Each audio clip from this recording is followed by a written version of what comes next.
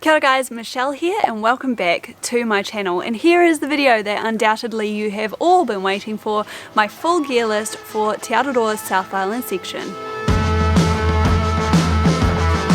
Now before we jump into the main body of this video, I did just want to mention at the outset that by the time you are watching this video, I am already out on the trail and have already been there for some time. So if you want to get access to more real-time updates from me, then why not consider becoming one of my patrons. For as little as $1 per month, you can get access to a whole bunch of perks, including basically real-time updates directly from the trail, which I am posting right now as we speak, and then also access to exclusive patron-only Q&A sessions from the trail towns that I pass through along the way. If you're interested in finding out a little bit more about what it means to be a patron of this channel, then please go ahead and take a look at this link right here, and we look forward to welcoming you into our patron family, hopefully in the near future. So with all that out of the way, let's move right into what you're all here for, and that is my full gear list for the South Island section of Te Araroa. And right at the outset here, I do want to just mention that even though I have been posting in the last few weeks and months all of the different gear updates and purchases that I've been making,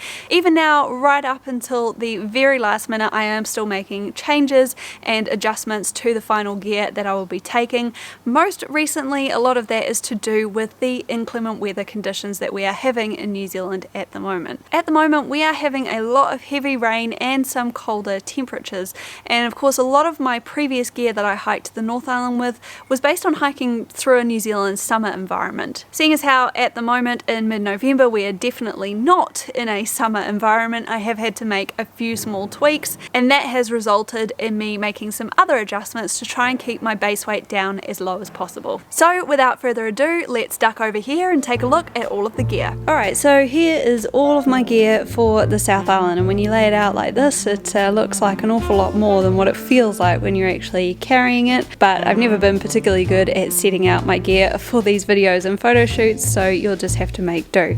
So let's start right up here in the top left hand corner. We're going to cover the big three items first, and of course we are starting with what you guys all know to be my pack from the North Island, and this is the Z-Pack's Arcall 62 litre pack. Now those of you who've watched my review video on this particular pack will know that my initial plan for the South Island was to swap this pack out. Unfortunately, different considerations have meant that I have not been able to swap that pack out, so I am sticking with this pack for the South Island with a few modifications. So I have completely removed the hip belt pockets that I purchased with this pack, and instead I have bought the Waymark Zip fanny pack to carry all of my camera gear in. On top of the pack is a Nilo Flume pack liner, which I picked up from Waymark Gear to line the pack, and I'm really enjoying using that as opposed to a standard bin bag liner, which makes it quite dark inside the pack. Moving on down, the next item in my big three gear list is of course my sleeping pad, and you guys will all know that I am still using my Thermarest Neo Air X-Lite sleeping pad for women. Wrapped up inside of that is a Thermarest pump sack, and sitting on top is my brand new inflatable Sea to Summit ultralight pillow. Moving down again, the next item in the big three gear list is of course my tent, and this is my Z-Pack's duplex tent. You guys all know that I really enjoy using this tent. It is definitely one of my favourite shelters for through hiking and for being out in the outdoors. Packed inside of that is a set of MSR groundhog tent stakes, and to the left of the tent there you'll see my tent poles, if you like, which also double as my trekking poles, and this year I am going to be using the Black Diamond carbon cork trekking poles. And moving along down again, the last item in my big three gear list is my Enlightened Equipment Enigma quilt, packed nice and tidily inside this Z-Pack stuff sack. And this stuff sack has worked out absolutely perfectly. As you can see, it fits my quilt in there comfortably, plus all of the additional dry clothes that I'll be carrying, which you'll be able to see when we move up to this section up here. And so here are the clothes and extra items that I will be carrying with me. This is my dry set of clothes. So in the top left hand corner you will see I have my spare sleeping leggings, my Sugoi fleecy top, and then next to that a long sleeve merino top, and underneath that I have a MacPack beanie, a set of Rab power stretch gloves, and also my buff and sun hat. Now that Sugoi fleecy top probably is not going to be sufficient for the slightly wintry conditions we have on the South Island Island at the moment. So I'm probably going to be swapping that out before I go for a MacPack Pro thermal top, which matches the sleeping leggings on the left hand side. And of course on the right hand side there are my chosen shoes for the South Island leg, which are the Ultra Lone Peak 4.5 shoes, over which I will be wearing a pair of Dirty Girl gaiters. And shifting down slightly, the next line of clothes here is just some spare pairs of underwear. The underwear obviously that I will be wearing, and then a couple of extra sets. I then have a lightweight merino singlet top that I'll be wearing underneath my Columbia PFG pink shirt, and then all of that will be worn over the top of a brand new pair of hiking pants. These are a pair of convertible pants from the North Face, and I bought those specifically to try to combat the heat rash issues that I experienced on the North Island. Moving down again, and in this section here you will see the socks that I choose to use whilst I am out hiking. So I usually wear a pair of Injinji toe liner socks underneath a pair of Smart Wool Run PhD socks. Now these are just ankle liner socks, and I use these in conjunction with my Dirty Girl gaiters to keep the stones and small rocks out of my shoes. And just to the right of that, this year I am having to carry with me at the outset a knee brace just due to some latent knee issues that I've been experiencing in the last couple of weeks. I'm hoping I'll be able to ditch that after a couple of weeks as my body gets used to being back out on the trail again, and then also just a couple of spare hankies to carry with me along the way. Moving on down to my wet weather gear, which it looks like I am definitely going to need this year, and straight up there I have packed away my MacPack Hightail rain pants, still going strong even with the patched up blue duct tape job on the seat, and then of course my jacket of choice, which is the MacPack Traverse rain jacket, still looking pretty good even after 1700 kilometers on the North Island. And for certainly the start of the South Island section this year, instead of carrying my MacPack Icefall down jacket with me, I am swapping that out instead for a MacPack Arrowtown pullover. This is a much more heavyweight, heavy duty down pullover, which I'm hoping is going to keep me warm at least for those first couple of weeks when the weather is looking to be pretty gnarly.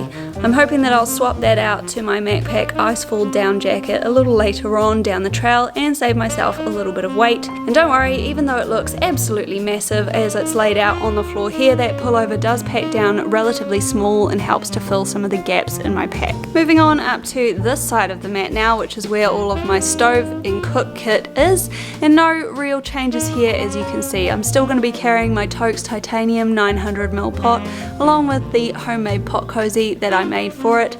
To the right are just a couple of towels to pop inside the pot for drying it out and also protecting it from the rust that forms on the bottom of the gas canisters. On the far right hand side there is of course my Z-Packs Dyneema Cuban Fibre food bag, which despite me cutting into it is still going really strongly. And then moving on down to this side of the mat here, this year I am carrying with me the Katadyn Be Free water filter together with a 1 litre pouch, and then also I've picked myself up a 1 litre platypus bladder to carry a little bit of extra water through those longer sections. I'm using my trusty Toaks titanium spoon this year again, and also my Sea to Summer X mug, which is what I love to have my morning cup of tea out of. This year I've also picked up this tiny little open L knife, which is incredibly lightweight, and I'm looking forward to trialling that out on the South Island this year in place of my Bear Grylls Gerber knife. And in the little DCF stuff sack to the right is my stove of choice, and even though I bought the BRS ultralight stove, which incidentally is inside of this stuff sack, I have decided to start out this year with my MSR Pocket Rocket stove as well, just in case as a backup. Also in that little stuff sack is a Bic mini lighter. Moving along to toiletries now, and of course the first thing I will be carrying in this regard is my Juice of Spades trowel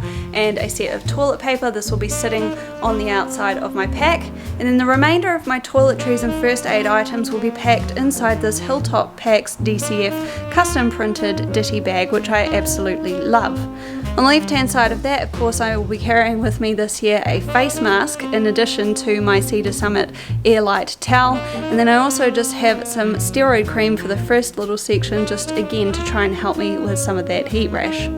Moving along to the left hand side, of course, it is non-negotiable to carry sunscreen in the outdoor New Zealand environment, and then on top of that I will also be carrying a little spray bottle of insect spray this year to hopefully keep away some of those pesky sandflies. And to the left of that is another new gear purchase, which is my Rawlogy cork massage ball. I'm hoping to use that to deal with some of the issues I had with my calf muscles on the North Island.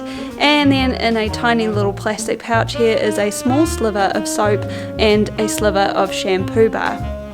Moving on up is my actual first aid kit here, which is just a selection of different pain medications and personal medications, together with some creams and rubs and anything else that I might need in the outdoor environment.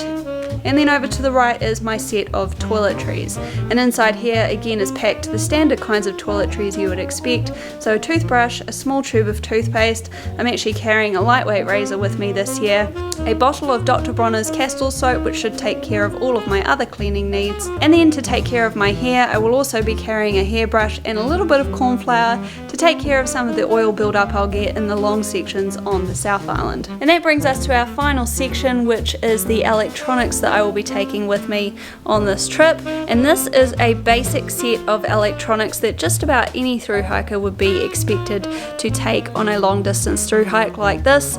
I have separately covered off all of the camera gear that I will be taking in another video. So first and foremost, let's start on the left hand side with my Anker 20,000 mAh power bank, and through the Richmond range section in particular I will be carrying 2 additional 4,000 mAh power banks to give me a total of 28,000 mAh. Again, I'm taking this high capacity just because of the amount of electronics that I will be taking with me on the South Island section, due to the fact that I'll be carrying all the extra camera gear. I've just recently picked up this little Belkin dual USB fast charger, which I'm hoping is going to help me recharge those devices in the most efficient way possible. And on the right hand side there is my Yuko Air 150 headlamp, which I've modified with a little piece of elastic strap, which I'll use at night time and for any hiking that I do in the dark. Moving on down are the cables that I will use to charge all of these devices, plus of course the Garmin GPS Max 66i, which I'll use mainly to track myself on the South Island and obviously as a navigational tool. Not pictured here is the PLB that I will also be carrying with me, which I'm going to be picking up from the people that I'm hiking with on the way down to Wellington. Moving over is just a miscellaneous set of sunglasses, and then also a watch that I'll be wearing, and then in my side pouches on my pack I will be carrying my Pedco UltraPod 3 tripod with the Niwa Swiss Arca clamp, and then obviously also my Oppo Reno 4 Pro cell phone, which I'll use for navigation and communication whilst I'm out on the trail. And then this video obviously wouldn't be complete without showing you exactly what I'm carrying in my extra camera bag, which is this Waymark zip fanny pack with all of its pockets. Now of course the first thing I'm going to be carrying is things like FPOS cards, a little bit of cash for these showers and laundry facilities at campgrounds along the way, and then also some ID documents. And outside of that, pretty much the only thing that I'm carrying in here, except for my little tube of Araroa lip balm, is all of the additional camera gear that I'll be using for this journey. So this is a quick rundown of everything in this fanny pack at the moment.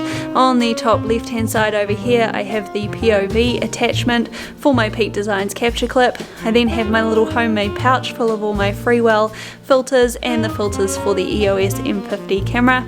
Moving over here and to the right, this is the little Hilltops pack ditty bag full of all the extra batteries and SD cards for the cameras. Moving on down to the left hand side here is the DJI Osmo Action camera, which will be stored mainly in this fanny pack when I'm not using it. And then to the left hand side of that is a set of Jabra Elite 75T wireless headphones that I'm going to be trialling out on the South Island. And finally underneath all of that is how I will be getting my photos from the SD card onto my phone to edit them as I'm going, and that is a little SD card to USB-C camera reader. All of the other cables and extra power banks will be packed inside the main body of my pack, as you've already seen. So hopefully that has helped to clarify some of the questions and things that people have been having about different gear choices that I've made specifically for the South Island section. As it currently stands, right before I am due to head out onto the trail, I'm pretty much only looking at the first couple of weeks on the South Island, because those are going to be the ones that are going to be most affected by any bad weather. So a lot of the gear that you've seen in this video is specifically addressed at those 2 weeks. As I get further along the trail, I'm hoping that I'm going to be able to replace some of the heavier gear with some of the lighter gear options that I have already amassed for the North Island. For example, swapping out that quite heavy down pullover for my normal MacPack Icefall jacket. I'll also be able to drop some of the extra base layers that I'm going to be carrying for those initial couple of weeks on the trail, and hopefully as well by that time I'll also have made a decision as to whether or not that BRS base ultralight stove is the stove for me. So look forward to seeing all of my review videos after I get back from the South Island on what I think of this particular gear setup. Otherwise, I really just wanted to take this opportunity to thank all of you for all of the support that you have given me so far. It's amazing how even just doing something small like hitting the like button underneath this video can really help me out. And if you've been here for a little while now watching these videos and you still haven't hit that subscribe button down there, why not? Go ahead and do it right now. I'm looking forward to being able to share my experience on the South Island with you, so make sure that you stay tuned for all of the videos, hopefully coming out very, very soon. Otherwise guys, take care, stay safe out there, and I'll see you on the trail.